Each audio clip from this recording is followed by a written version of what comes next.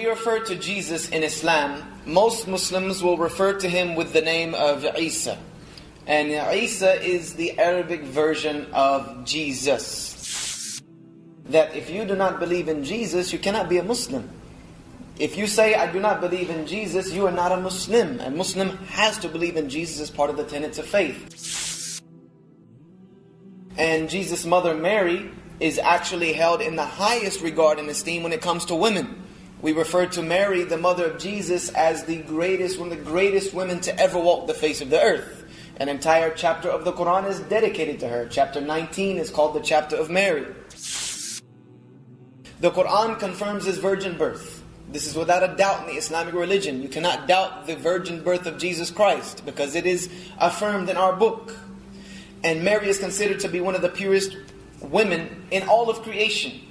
Behold, the angel said, God has chosen you. And this is Angel Gabriel talking to Mary. A discourse that took place between Angel Gabriel, whom all of us refer to and we know Gabriel. In Arabic he's called Jibril, the archangel, or the angel that brings the messages to the messengers. He said, behold, God has chosen you and purified you, and chosen you above all the women of the nations. Mary, God gives you the good news of a word from Him, whose name will be Messiah. And we do affirm Jesus as the Messiah. Al-Masih, the one who is anointed, or the appointed one. God gives you the news of a word from Him, whose name shall be Messiah, Jesus, Son of Mary. Honored in this world and in the next world, and one of those who will be brought near to God. He shall speak to people from his cradle, and in maturity he shall be of one of the righteous. She said, my Lord, how shall I have a son when no man has ever touched me? How shall I have a son when no man has ever touched me? He said, even so, God creates whatever He wills. He only needs to say, be, and it is. And in Islam we affirm that God is the one who does not have need. God is the one that is free of need. Even God says He is the one that is free of need, but you are the one who is in need. And we know we as human beings, we live in a fragile existence.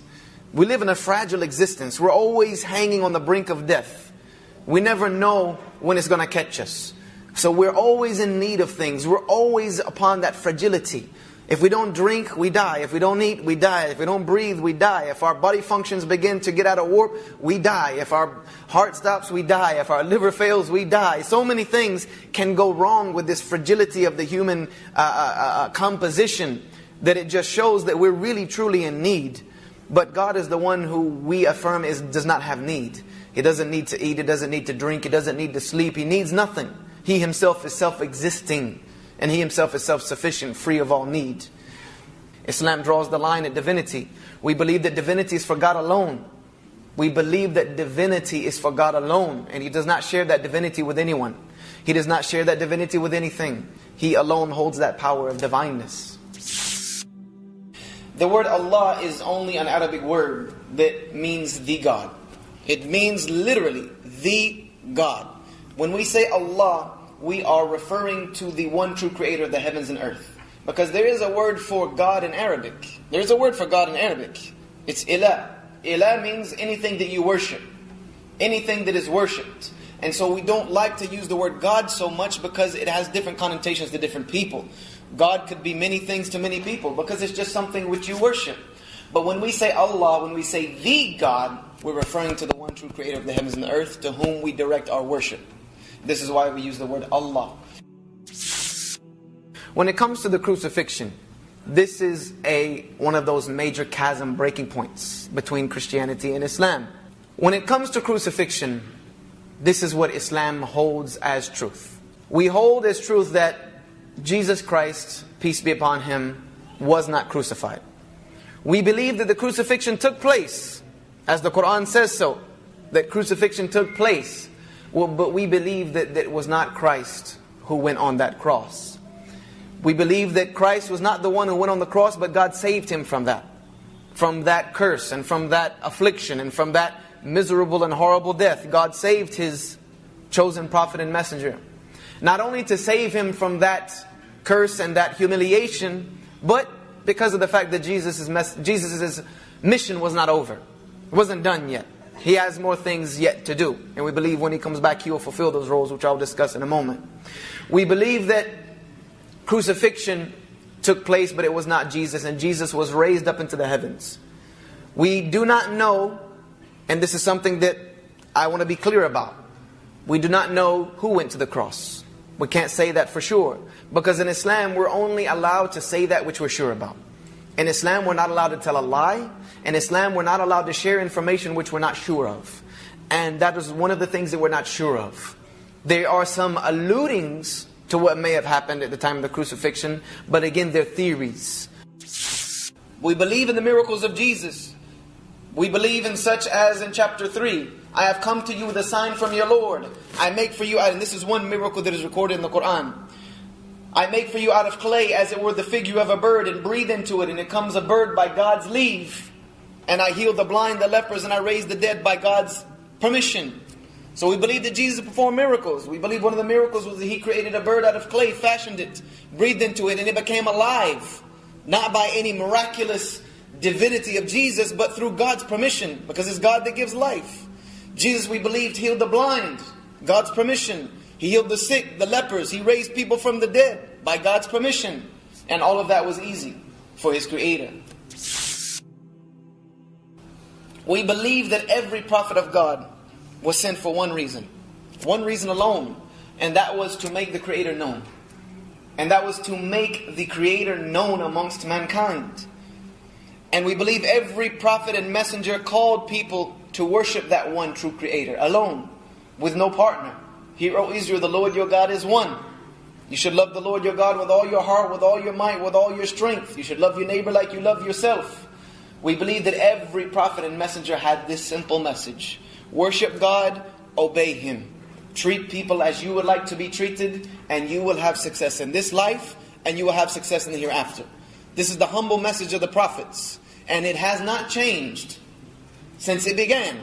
And we as Muslims still follow that same simple teaching. Worship God, acknowledge Him, obey God, treat people as you would like to be treated, and you will have success in this life and in the next. Very simple message, and we believe all the messengers carry this message. We believe that Jesus will return. And we believe that Jesus will return at the time of the Antichrist, which is another similarity between Christianity and Islam. We believe in the Antichrist. We believe in the one figure, the one person, and we do believe it's a person. The truth about that is that it will be an individual. An Antichrist, which in Islam and Arabic is called the Dajjal, the false Christ. He will come and he will create so much mischief and bloodshed on earth. And he will be pulling people over into his false worship. We believe that he will call himself the Mahdi, which I'm not going to go to yet. Then he will call himself Jesus. And then he will say that he is God Himself. And he will be calling people to worship Him. And those who do so will be barred from any benefit in the next life. They will die as disbelievers.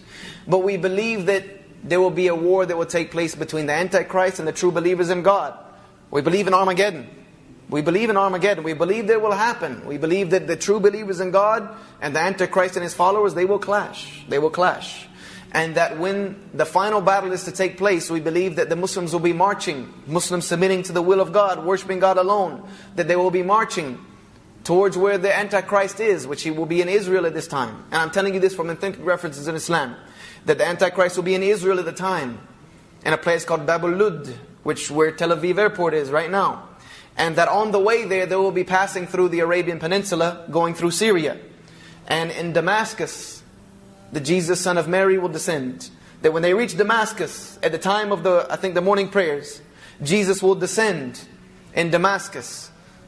And the leader of the Muslim army will step back and say, look, you are our leader. Step forward and lead us. And we believe that Jesus will say, no, you are their leader. You lead. And He will show His subservience to the one true religion of God, just like it's always been. And that we believe Jesus Himself will go forward and will kill the Antichrist. Not physically. We believe that just when the Antichrist witnesses Jesus, that's it. He'll melt, just like salt. And we believe that Jesus will go on to live and fulfill the rest of His life. He will get married and have children, etc. We believe that He will die. And we even believe where He will be buried. There is a spot ready for Him right now in Medina. Right next to where the Prophet Muhammad, peace be upon him, is buried. There is an empty space. And the Prophet, peace be upon him, said, leave that there. Because Isa, the son of Mary, will be buried here. So this is what we believe as Muslims about the crucifixion. We believe that Jesus will come and fulfill that task, but that will be at the very, very end of days. That will be at the very end of time.